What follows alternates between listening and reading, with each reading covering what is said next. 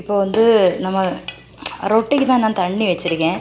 இப்போ நமக்கு ஒரு டவுட்டாகவே இருக்கும்.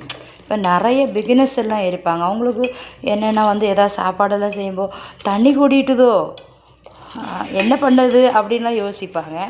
அந்த மாதிரி டவுட்டெல்லாம் வேண்டாம். இப்போ நீங்கள் வந்து ஒரு 3 கப்பு தண்ணி வச்சிங்கன்னு வைங்க, மாவு கொஞ்சம் கம்மியாக எடுத்திருப்பீங்க. இல்லைன்னா வந்து தண்ணி கூடிட்டு ஒரு மாதிரி கிளுகிளுன்னு ஆகிடும் நம்ம எதாவது சமையல் பண்ணும்போது.